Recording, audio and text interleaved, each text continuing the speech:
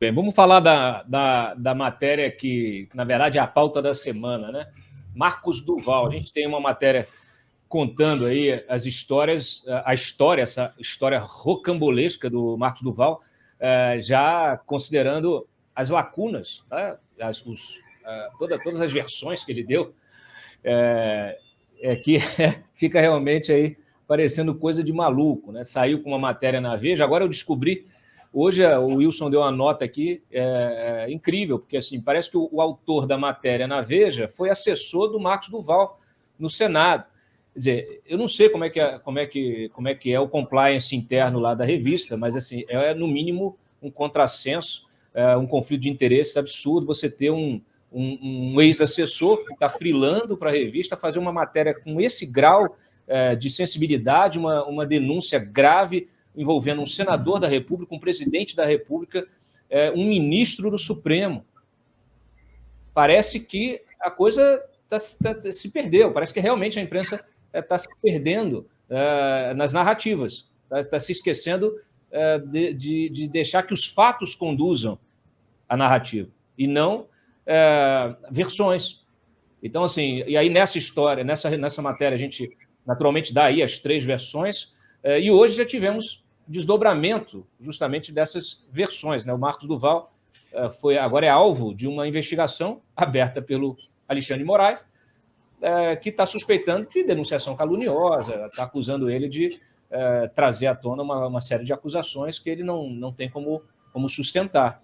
Inclusive o próprio envolvimento do ex-presidente Jair Bolsonaro, né? Então está aí, a gente publicou mais cedo, inclusive com o documento, essa denúncia, e tudo parece muito, muito suspeito, né? E só para colocar a cereja no bolo, é uma maluquice tão grande essa história, né, que o próprio Duval ele foi no Instagram, Madá, e publicou o que ele dizia que era um relatório da ABIN.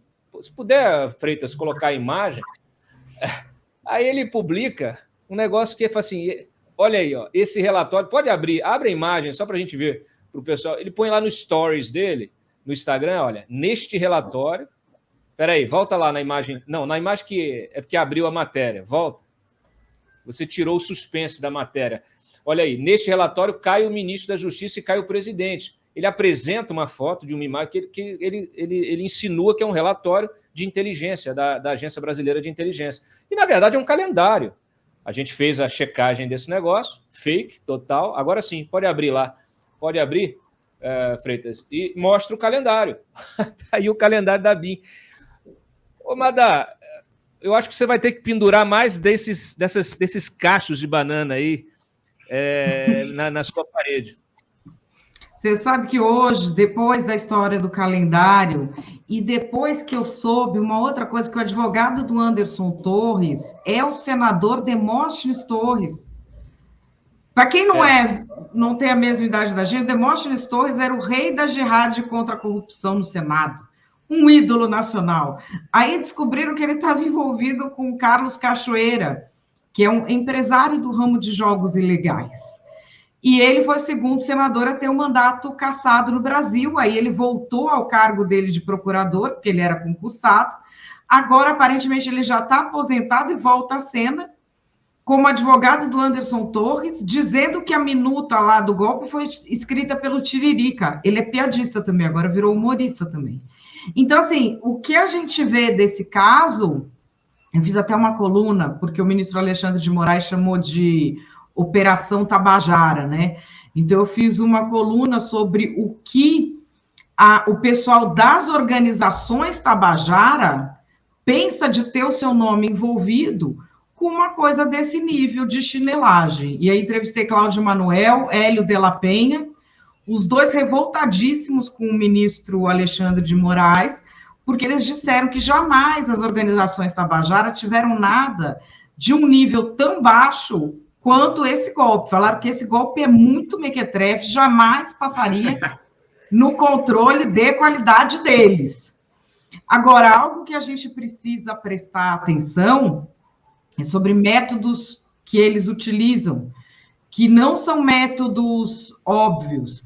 Esse método que eles utilizam da exploração do ridículo, ele está naquele famoso manual de radicalização do Andrew Yang, que é uma coisa que eu traduzi, vou trazer no meu livro, mas é um manual de um cara que ele era vegano antirracista e virou neonazista. E ele adaptou o capítulo 6 do Mein Kampf para a era da internet.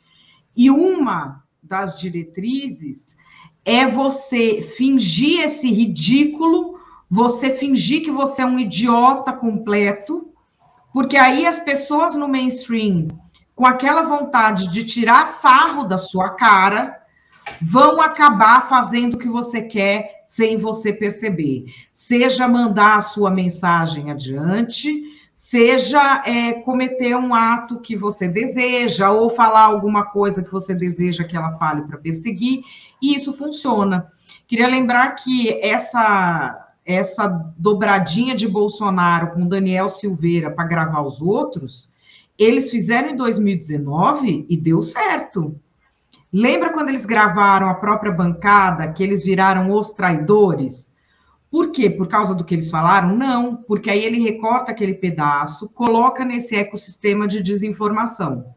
Não adianta desmentir. Esse que é o erro, não é disputa pela verdade. Você desmente. Todo mundo sabe que o deputado delegado Valdir, deputada Daiane Pimentel, ex-deputados, deputada Daiane, inclusive, que me alertou para isso, Julian Lemos, ninguém estava conspirando para derrubar o Bolsonaro. Ocorre que, com essas gravações de trechos deles, que são sempre mal escolhidos para parecer o pior possível, uma legenda, não sei o quê, isso circula tanto que as pessoas começam a olhar para eles e ter asco. Então, você tira uma pessoa de circulação pela persistência do ataque, não é pelo que você falou. E o nosso judiciário não consegue entender por quê? Porque ele analisa com a mente analógica, então ele analisa o conteúdo. O que foi que a pessoa falou? Ah, foi isso, então foi grave. E ele não vê o contexto. O ataque contra o pessoal da bancada, que era... Lembra quando Eduardo Bolsonaro queria assumir a liderança do partido? Funcionou. Nenhum foi reeleito. Nenhum. Entende? Então, assim, o que quer que eles estejam tramando, eles estão tramando vamos dizer, num ecossistema em que a gente teve uma pessoa que foi lá e atirou fogo no próprio corpo, na frente do Supremo, morreu essa madrugada, gritando morte ao Xandão. É desse tipo de coisa que nós estamos falando. Então, assim, parece muito anedótico, mas é perigoso. É uma gente perigosa. Eu não sabia esse detalhe do assessor que você falou, Cláudio. Me deixou ainda mais com a pulga atrás da orelha. Tudo é surpreendente, né? Vou passar a palavra para a Kiss aqui, mas antes, Kiss, vamos passar... tem dois VTs aqui, um do Moraes, falando dessa Operação Tabajara, e o outro é o próprio Duval, chorando numa entrevista à CNN. Senador, obrigada. Então, vamos encerrar a entrevista. Eu agradeço muito a participação e a entrevista... Filha, isso é por você, tá, filha? Vai deixar um Brasil melhor para você. Senador Marcos Duval, então, conversando com a gente aqui no Visão CNN. Muriel, vamos encerrar aqui essa entrevista. O senador se emocionou. Eu volto aos estúdios.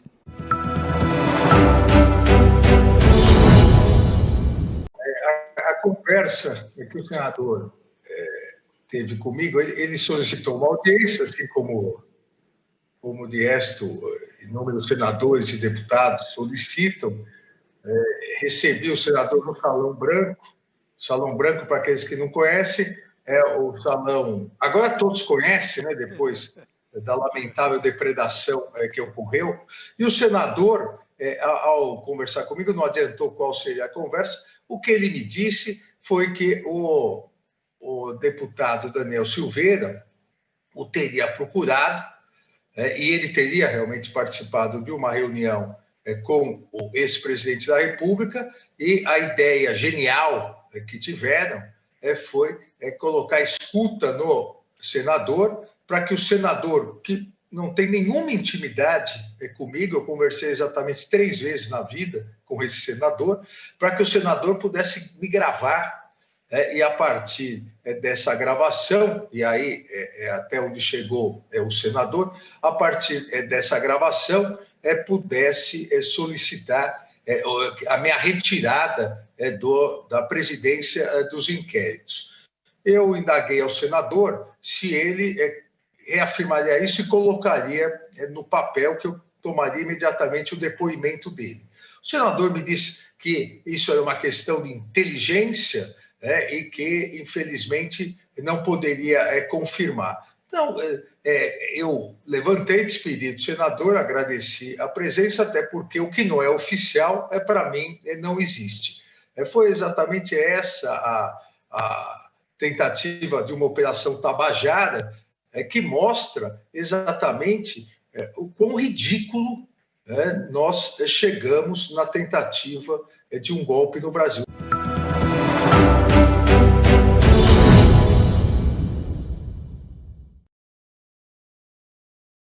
E aí, Kiss? Cláudio, eu acho que nesse caso específico, o senador Marcos Duval mirou no golpe, mirou na fraude e acabou acertando na comédia, né? No fim das contas foi isso. Ele entrou nessa onda aí de tentar se promover, usando essa argumentação, e no começo ele afirmou, inclusive, que o ex-presidente Jair Messias Bolsonaro estaria junto e teria pedido também. Depois ele viu a gravidade da acusação, recuou, tentou voltar atrás, tentou se justificar de todas as formas, mas no fim das contas ficou até engraçado, né? Ele apresentar calendário para justificar que seria um relatório da ABIN. Enfim, no final dessa entrevista que a gente acabou de ver aí, se emocionando, falando, filha, é por você. E a gente sabe que é todo um contexto aí, e o brasileiro entende, o brasileiro sabe, o brasileiro quer mais do que nunca credibilidade, que as respostas que sejam dadas à sociedade sejam respostas sérias, verdadeiras, e não esse jogo. Eu não sei o que foi mais engraçado, no fim das contas. Se foi a tentativa de golpe, né, que foi super atrapalhada, ou se foi essa argumentação aí do próprio Marcos Duval, que chegou aí jogando aos quatro ventos, algo que, no fim das contas, ele teve que voltar atrás. Essa semana, inclusive, ontem, a gente teve com o ex-AGU no meio de Brasília, conversando sobre isso, o Fábio Medina Osório. Eu perguntei, o Duda participou também, não foi, Duda, do programa, junto com a gente, lá no chat, comentando e fazendo algumas perguntas para o próprio Fábio. E a gente perguntou se essa reunião só entre eles, entre o Daniel, entre o Jair Bolsonaro e o senador Marcos Duval, se isso seria suficiente para, no fim das contas, incriminá-los, e ele falou que não, isso não, mas que pode fazer parte, sim, do engrenagem maior, com outros fatos que envolvam outros atos, tanto o ato do dia 8, quanto os atos que antecederam também, ou a tentativa de atentado à bomba perto do aeroporto de Brasília, o ato aqui no centro de Brasília. Então, ele falou que acredita que o STF esteja investigando essa possibilidade de engrenagem maior em torno dos atos, né? Ele também, a gente perguntou para ele se uma possível apresentação de mensagens via WhatsApp, de troca de mensagens, poderia sim ser usado como prova, e ele falou que sim. Troca de mensagens entre o Daniel Silveira e o senador Marcos Duval poderiam sim ser usadas como provas para justificar uma tentativa aí frustrada, obviamente, de golpe de Estado. Muito bem. O Duda, quer comentar aí? Eu quero. Bom, enfim, a grande questão aí é se o Bolsonaro realmente tramou alguma coisa ou deu alguma ordem. E o Marcos Duval está dizendo, olha, não, ele só estava ali ouvindo, né, fazendo assim com a cabeça, isso nas últimas versões.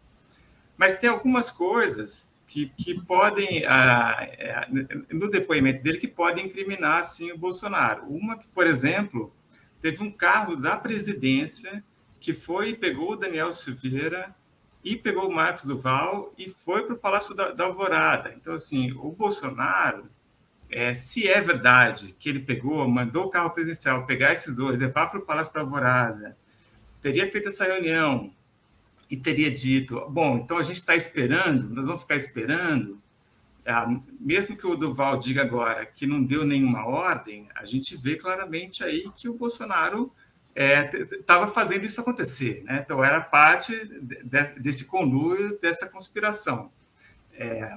O que a Kiss falou, eu concordo, isso vai ter que ser juntado com outras evidências e poderia levar o Marcílias advogado sabe melhor do que eu, poderia levar a uma intimação do Bolsonaro. O Bolsonaro está sendo investigado já, mas se ele é intimado, aí você porque tem uma evidência realmente de um crime, você pode ter uma quebra do sigilo fiscal, do sigilo bancário, ou chamar para um interrogatório. Então, assim, o cerco pode começar a se fechar a partir dessa confusão que o Marcos Duval criou no país.